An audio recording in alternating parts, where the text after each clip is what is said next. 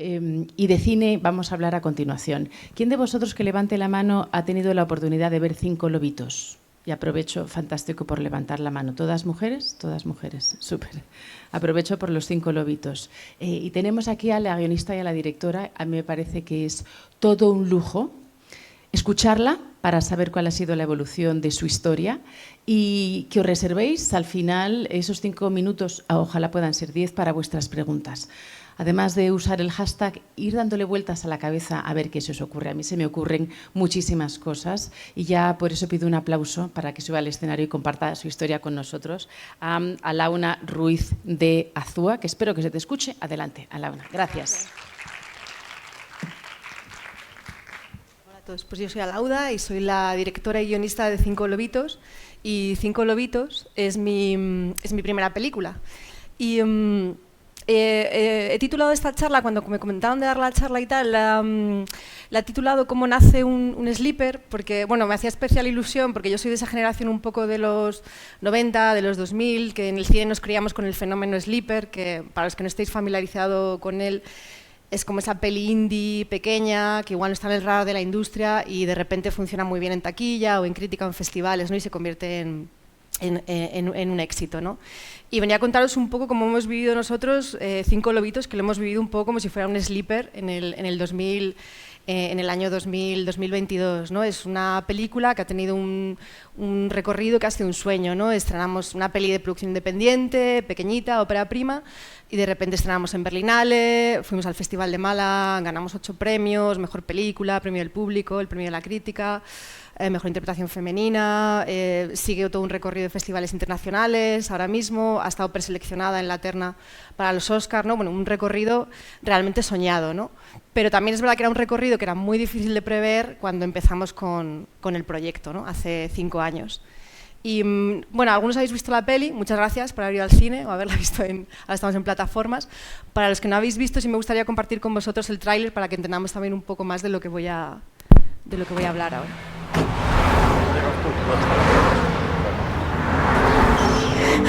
Me dan los puntos. Qué exagerada eres, a todas nos han dado puntos. ¡Ay, Tafita, que se te va a caer! Cojo la maleta y aquí os quedáis. Que se vaya. No sé qué vamos a hacer sin ti cuando no esté ese Begoña. ¿Habéis pensado ya cómo os vais a organizar con la niña?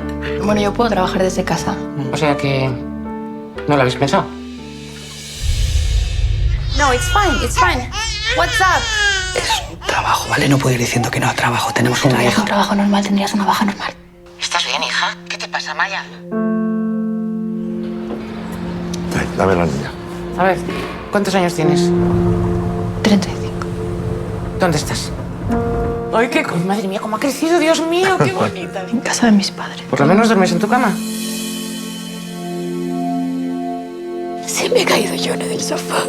¿Tú te tiraste varias veces de cabeza de la cuna y hablas varios idiomas? Hace 30 años tú estabas casada. Muy sola estaba, Amaya. No sé qué estoy haciendo. Lo que puedes, hija, estás haciendo lo que puedes, Amaya. Todas esas vidas que no vives son siempre perfectas, son ideales. Pero en algún momento hay que vivir la vida que te ha tocado, hija. A soplar. Cinco lobitos tuvo la loba.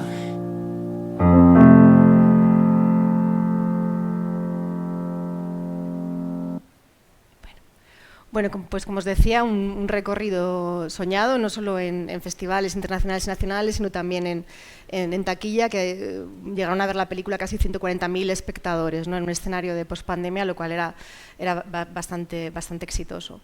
Pero ¿dónde empiezan los lobitos? ¿Dónde surgen? Pues me tengo que remontar a hace mucho tiempo, cuando yo iba a la escuela de cine, ¿no? Decía Tarantino, when people ask me if I went to the film school, I tell them no, I went to films. Y Tarantino tiene mucha razón en esto que dice de que no hace falta ir a una escuela de cine, y que se aprende cine viendo películas y hablando de cine, pero también creo que Tarantino nunca ha sido una chica de 17 años de Baracaldo en los años 2000 en un entorno en el que nadie se dedicaba al cine ni al audiovisual, ¿no? Que era mi caso. Y entonces a mí la escuela de cine me sirvió de mucho porque llegar hasta ahí fue complicado, pero una vez que estuve allí pude contactar con gente que ha sido luego muy, muy importante en mi carrera profesional y en el caso concreto de Los Lobitos, ¿no? Aparte de muchas otras cosas buenas que me aportó la escuela de cine.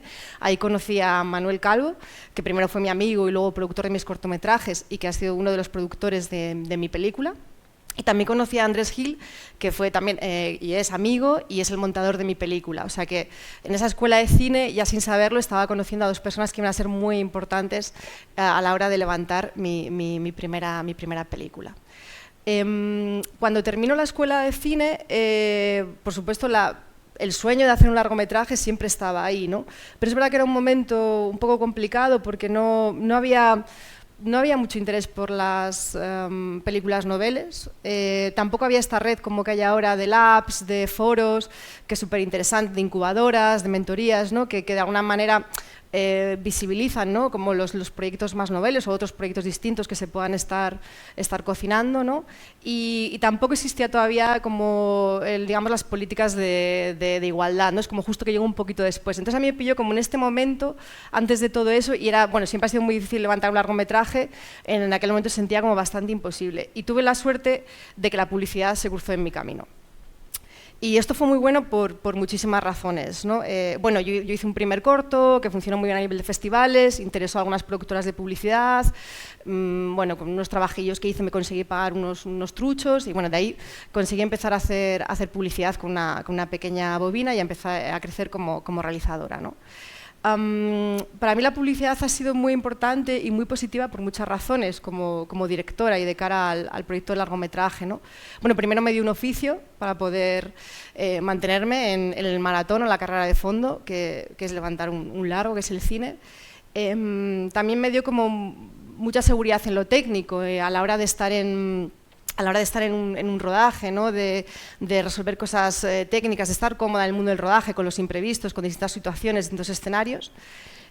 También me enseñó a ejercitar el músculo de ser capaz de ver cosas desde otro sitio, desde la visión de otro, ¿no? En publicidad tú trabajas bajo el paraguas de un director creativo o de un equipo creativo y se produce mucho esta dinámica en la que tienes que aprender a ver las cosas desde el punto de vista de otro. Y esto es, creo que para un director de cine también es muy valioso, porque te obliga por un lado a repreguntarte cómo ves tú las cosas, ¿no? Qué sensaciones tienes tú, pero también a ser capaz de abrir otras puertas planteándote que las cosas siempre se pueden ver desde otro sitio. Y otra cosa que también me he llevado muy valiosa de la publicidad y es que ejercitas este otro músculo, yo creo, en cuanto a la hora de crear imágenes, imaginario, lenguajes de... Bueno, la publicidad siempre está muy en contacto con las tendencias, con los códigos, con lo que significa una imagen y también con las líneas de dónde está lo moderno, dónde está lo estándar, dónde está lo que puede molestar o lo que no puede molestar, dónde está lo que es popular, dónde están los claroscuros, ¿no? Estas son conversaciones que de alguna manera, con ejemplos más concretos, ¿no? Cuando estás en las dinámicas publicitarias, pero de alguna manera también ejercitan esa visión de esas líneas y de esas cosas. Y para mí esto era muy enriquecedor, porque yo sin saberlo estaba un poco ejercitando también esa visión, ¿no? De dónde estaban estos lugares igual más cómodos, más amables, pero también los lugares que me podían llevar a otros sitios, ¿no? Y sobre todo las preguntas que genera esto, ¿no? ¿Y por qué no esta imagen no es tan cómoda, no es tan popular? ¿O por qué esta imagen puede molestar a alguien? ¿Por qué esta imagen no es tan habitual, ¿no? Entonces esto fue muy, muy enriquecedor. Y durante mucho tiempo pues, he compaginado la publicidad haciendo mis cortometrajes personales, que los producía Manu. Llegué a escribir algún otro guión de largometraje, no sentía que fuera como el amor de mi vida para ser mi primera película, lo dejamos en un cajón. Y al final, bueno, llegó mi primer año de maternidad, que fue como el desencadenante de Cinco Lobitos, ¿no? Me gustan mucho estas frases de Andrea Arnold y de Robert Altman. Andrea Arnold, I hear filmmakers saying, I wanted to make a film about this issue or this theme, but I never start like that. Y Robert Altman, I never knew what I wanted, except that it was something I hadn't seen before. En vez de empezar a escribir Cinco Lobitos desde un tema actual súper concreto, desde una idea súper concreto, yo lo empecé como una búsqueda de una serie de sensaciones que tenía complejas y contradictorias que me apetecía explorar. Y ahora voy a cómo se gesta este guión. Y bueno, como veis, como buena introvertida, me estoy parapetando continuamente detrás de frases de gente muy brillante, ¿vale? Lucrecia Martel. I write about what I know and also what I don't understand. Emotions for what has transpired. Mi primer año de maternidad fue un año para mí muy complejo, lleno de altibajos, lleno de cosas estupendas, tiernas, mágicas, lleno de estirones emocionales, también de cosas... De terrores, de miedos, de preocupaciones, de cambios en las dinámicas familiares, de decir adiós a una vida que ya claramente no pasaba a ser otra cosa, ¿no? Y me adentré en esa complejidad, me adentré en eso y quería entender lo que me estaba pasando. Y aparte, yo siempre había buscado como refugio en la literatura, en el cine, y tampoco encontraba como un refugio muy claro, ¿no? Encontraba un relato a veces un poco cliché o muy divertido, pero echaba en falta como una visión un poquito más personal o más profunda, ¿no? Y lo he llamado el Big Bang porque tiene este punto como de que empiezas con algo como pequeñito, ¿no? Y de repente eso empieza como a expandirse, ¿no? Y empiezan a haber como muchas preguntas y muchos temas, ¿no? Yo empecé un poco esa búsqueda y al final de esa búsqueda me decidí quedarme con algo como muy concreto, que era algo que siempre me generaba como más preguntas y más interrogantes, que era el hecho de que la maternidad había cambiado la manera en que yo veía a mis padres. Había habido un salto en esa relación. Yo había pasado de ver a mis padres como esas personas que te cuidan, que te echan la bronca, que te llaman, que tal. Habían pasado a ser individuos, había pasado a entenderles, a imaginarles en mi misma situación y a entender que habían tenido una vida pasada, con las mismas frustraciones, dilemas, etcétera, etcétera, ¿no? Y decidí centrarme en eso y en cómo eso cambiaba las dinámicas familiares. Una vez que encontré eso, que me resultaba personal y también me resultaba difuso, porque no era algo tan concreto, era algo como que yo quería seguir explorando, me fue más fácil encontrar la premisa con la que se construye la película, que es esa premisa de, dos mujeres de dos generaciones distintas, madre e hija, que de repente una de ellas se ve obligada un poco por las circunstancias a vivir la vida de su madre, la otra generación, ¿no? Y eso hace que entienda, que vea otra serie de cosas que no veía, ¿no? Así empieza el guión.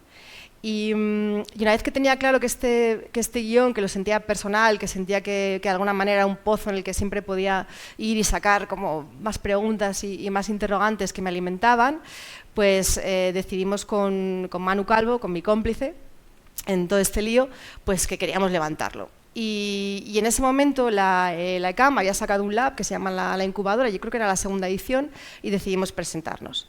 La incubadora fue fundamental por muchísimas razones. Una de ellas fue que nos entrenamos en el bonito arte de los pitches para conseguir financiar, ¿no? y comunicar bien la película. Y fue muy importante porque también hicimos un gran aprendizaje, ¿no? Es como que los proyectos están vivos y siempre van como creciendo, ¿no? De alguna manera.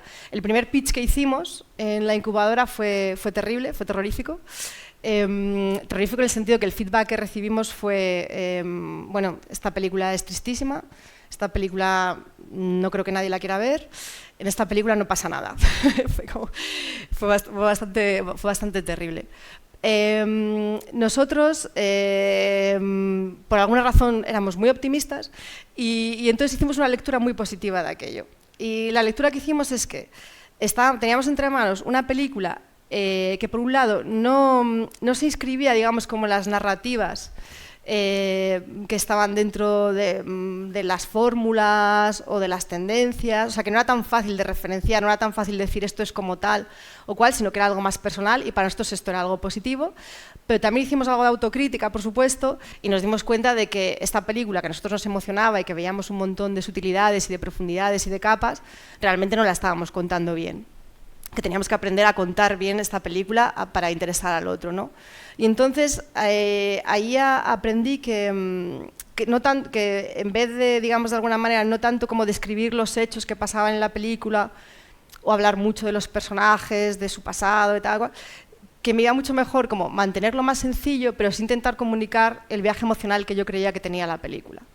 y a través de ejemplos concretos, a través incluso de cómo contaba la película, ¿no? Era una película donde creíamos que se podía reír y llorar, donde creíamos que había ternura, que había que se hablaba sobre la pérdida, pero desde un sitio como adulto y cercano. Y entonces intentamos que los pitches de alguna manera reflejaran esto y comunicaran esto, ¿no? Y bueno, al final lo conseguimos, llegamos incluso a ganar un concurso de pitch y conseguimos que eso, casi 140.000 personas fueran a ver la película. Y también fue interesante el mundo de contar la película mucho, porque también un poco sin saberlo ya estábamos aprendiendo muchas de las claves que estaban en la película, ¿no? Muchas de las cosas que de alguna manera conectaban mejor en el pitch cuando transmitíamos la película, eran cosas que luego la gente cuando ha visto la película nos las ha comunicado a través de redes o por mensajes o acercándose, ¿no? Esa cosa de he reconocido a mi madre, he visto a mi padre, me he reconocido como hija única, es la vida, he visto como la vida, ¿no? Todo eso empezaba a gestarse ahí de alguna manera, ¿no? Como proceso de, digamos, de destilación de la esencia. Y luego también la incubadora fue muy importante porque a nivel de financiación nosotros teníamos muchas ganas, mucha ilusión, pero realmente éramos un productor novel y una directora novel. Y el modelo de la incubadora se construye con mentorías, ¿no? Teníamos un mentor de guión, que era Borja Cobeaga, con el que yo pues bueno, hablaba del guión, o peloteaba ideas, hablábamos y tal del guión, y también teníamos una mentora de producción que era Marisa Fernández Armenteros. Marisa Fernández Armenteros empezó, digamos, como mentora, como asesora del proyecto, pero luego le gustaba mucho el proyecto y decidió unirse como productora ejecutiva, ¿no? Y la conexión con Marisa nos trajo también la conexión con Sandra Hermida, que nos trajo a su vez la conexión con Naikari Piña, que también estaba por allí por la incubadora asesorando proyectos, y se pudo financiar la película con esta, digamos, esta coproducción, ¿no? a 4 bandas, ¿no? Porque por un lado Naikari Piña aportaba la coproducción vasca también, que es una película que se localiza que se ubica en el País Vasco, y esa también era una pata muy, muy importante de la financiación, ¿no? Entonces, estos 3 productoras y un productor, digamos que aunaron fuerzas, hicieron equipo y conseguimos levantar la financiación. La financiación de Los Lobitos es básicamente pública, o sea, no se hubiera podido hacer la película sin la financiación del ICA, de Televisión Española, de ITV, también entró alguna plataforma como Orange, y también fue muy importante que entrara una distribuidora como B-Team, ¿no? Una distribuidora que te pueda acompañar la película y luego posicionar la película. Y todo este proceso, que ahora lo resumo como en 30 segundos o así, realmente fueron 5 años. 5 años desde que se escribe la película, como al de un año llegamos a la incubadora, luego levantando la financiación nos pilló el año de pandemia de por medio, que como ya sabéis lo paró todo, básicamente nuestra vida, a todo el mundo, y luego por fin conseguimos llegar a rodar la película. Escribir, rodar y montar. Buscar. Yo siempre pienso que todo es una búsqueda, o que es más bonito si es una búsqueda. Cuando estoy escribiendo, cuando estoy rodando y cuando estoy montando, ¿no? O sea, me gusta pensar, o mi apuesta fue en mi primera película, que quería sentir que eso estaba vivo, que yo estaba abierta a seguir explorando la película todo el rato, aunque sea de diferente forma, ¿no? Pero este concepto como de búsqueda me gusta bastante, ¿no? Y por ejemplo, Claire Denis dice, I always scout locations first, the apartments, the railway tracks, the café, the canal, I figure out the geography of the film. Por ejemplo, no es tanto como tener una idea, yo también, o sea, entro bastante bien a este concepto, ¿no? De tú escribes una historia, tienes unos temas que te gusta explorar, tienes unas preguntas, para mí es más interesante el tema de lanzar preguntas que respuestas, pero luego la peli sigue viva y vas a unas localizaciones o vas a un casting y siguen apareciendo otras cosas, otros matices o cosas que creías que podían ser de una manera pero que son mejor desde otras, que no te lo habías preguntado, ¿no? Entonces sentir un poco que la peli siempre está viva. Y en rodaje eso se traduce mucho en el trabajo con los actores también, en los ensayos, esa búsqueda de cómo son esas relaciones, de matices, de profundidades. También la apuesta por mantener vivas las escenas, ¿no? Por ejemplo, En esta película hay una apuesta que era bastante punky, que era rodar sin muñecos, rodar todo con bebés reales. Que eso complica mucho las cosas, pero también para mí era como muy raro hacer un retrato como muy honesto del día a día de una madre primeriza y que se vieran muñecos, ¿no? Entonces, ese tipo de apuestas ahora parecen como muy claras, pero bueno, en el momento generan bastante debate, ¿no? Y hay que entender muy bien por qué se hace y qué pueden aportar y tal, ¿no? Y luego cuando llegamos a montaje, también para mí continúa la búsqueda, ¿no? Es una búsqueda distinta porque igual es un proceso más como de destilación, como de intentar encontrar como la esencia, ¿no? Y me gusta mucho esta frase de Mike Nichols de "Any good movie is filled with secrets".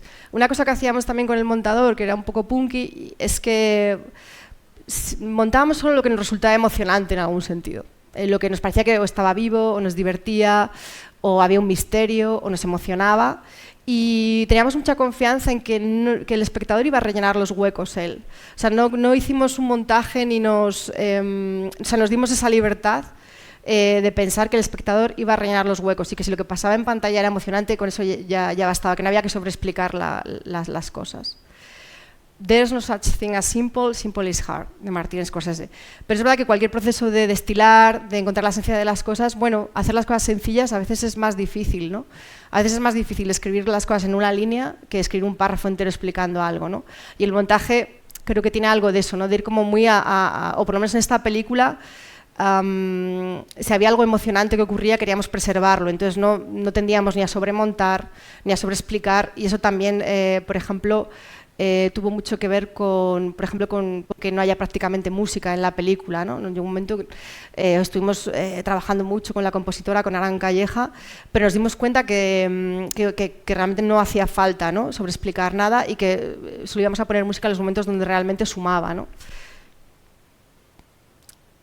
Y el estreno de la película. Bueno, terminamos la película, todo fenomenal, sobrevivimos a un verano con COVID, todas estas cosas, pero ahora llegaba o sea, teníamos una película que nos gustaba mucho, pero no sabíamos qué iba a pasar, era una peli pequeña, independiente, y bueno, no sabíamos muy bien qué iba a ocurrir con ella. Tuvimos la suerte de que nos seleccionaran en Berlinale y eso de alguna manera pues abrió la espita y lo cambió todo, ¿no? Fuimos a Berlinale, eso nos dio esa visibilidad internacional. De ahí pasamos a Málaga, con lo cual de repente teníamos como también este foco, este estreno a nivel nacional, más los premios, pero también llegó el momento de estrenar en salas, ¿no? Y bueno, veníamos de premios, de muy buena prensa, o sea, todo pintaba bien, pero bueno, el mundo de las salas también es distinto, ¿no? ¿Y qué pasó? Pasó que el primer fin de semana pues fue terrorífico también, como el primer pitch fue terrorífico, porque hubo una ola de calor. Y yo he aprendido mucho de la meteorología, os lo tengo que decir, estrenando una película. Y por lo visto las olas de calor, las primeras olas de calor son matadoras porque todo el mundo se va a todas partes, bueno, nadie va al cine, tal, no sé qué.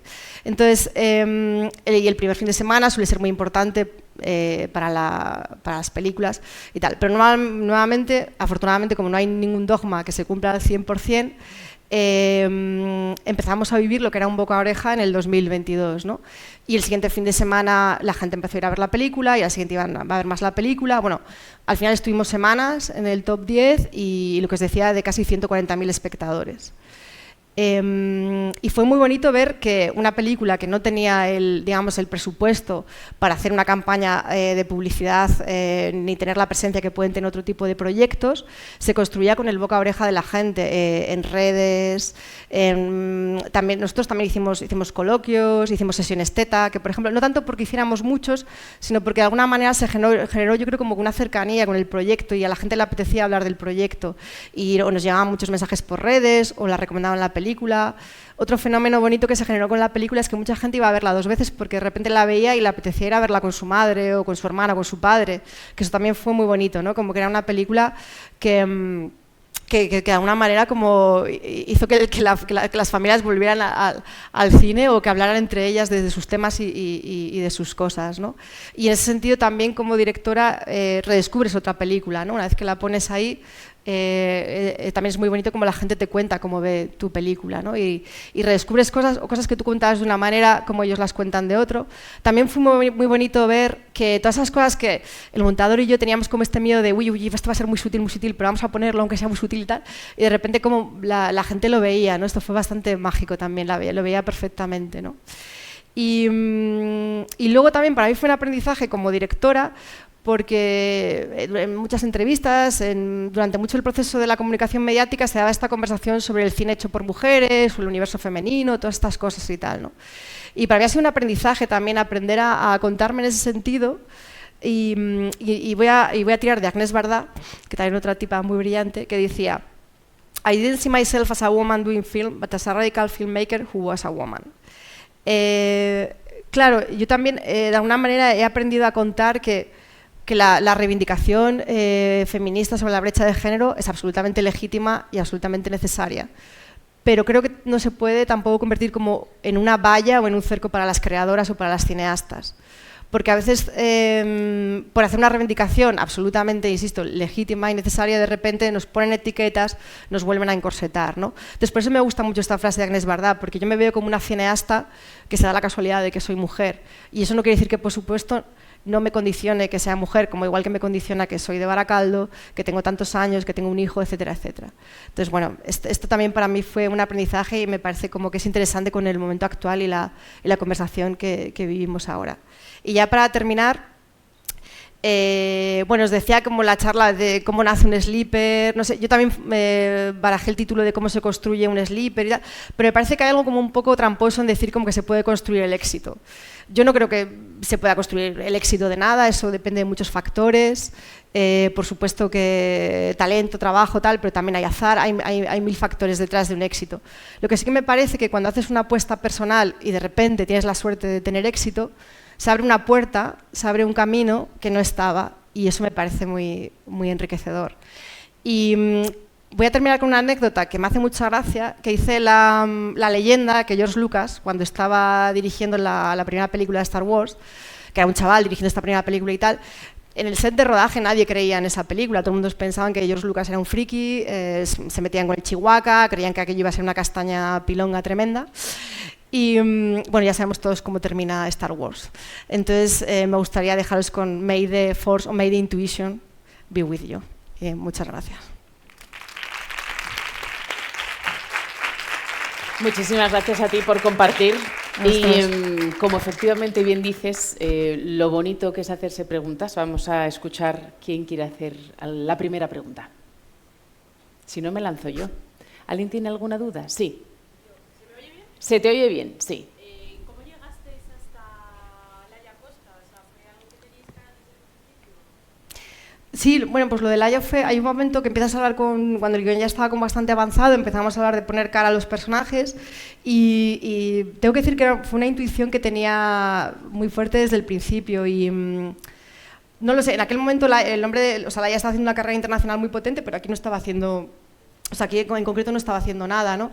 Pero no sé, yo igual tienes como tu archivo de actores, de actrices que por lo que sea te han impresionado, te han gustado y Laia venía como muy recurrentemente, era como que tenía como la energía perfecta para el personaje, tenía esa mezcla como de niña y adulta, ¿no? Como alguien que está un poco en una crisis de madurez, tenía mucha verdad en todo lo que hacía, que para mí para el tono de la película era muy importante, ¿no? También lo hacía de una manera como personal y entonces, bueno, lo puse sobre la mesa.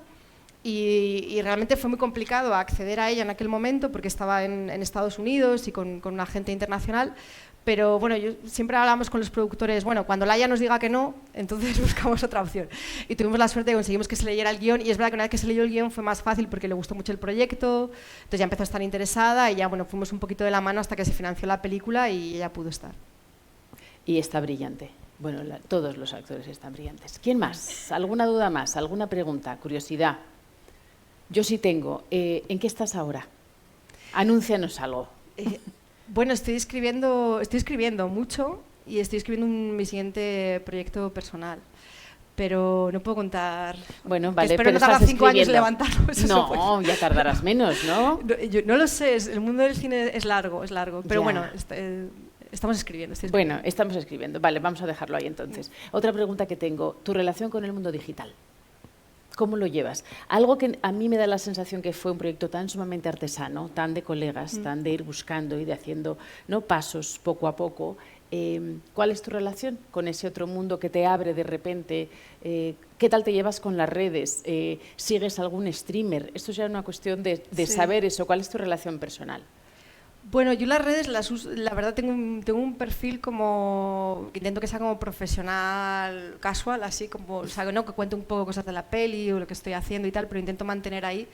Y sí me ha servido mucho para eso que te decía de recibir tener como una conversación abierta de una forma muy natural con la gente que veía la película, ¿no? A través de Instagram o de Twitter, ¿no? De mensajes que me enviaban. Y también incluso a veces viendo gente que escribía cosas de la película, la recomendaba como esa cosa de redescubrir la peli, ¿no? En ese sentido como más lo que tiene que ver con la película. Y yo luego a nivel personal lo utilizo para seguir a gente que me interesa por lo que reflexiona o por lo que dice. Pero sí tengo un perfil bastante tranquilo en redes. Que era un poco lo que decían los streamers, ¿no? Que la idea es crear comunidad. Pues que sepas que aquí hay varios miembros de la comunidad de 5 Lobitos y de nuevo le aplaudimos y te damos 1000 gracias por haber estado con nosotros. Muchas gracias a vosotros.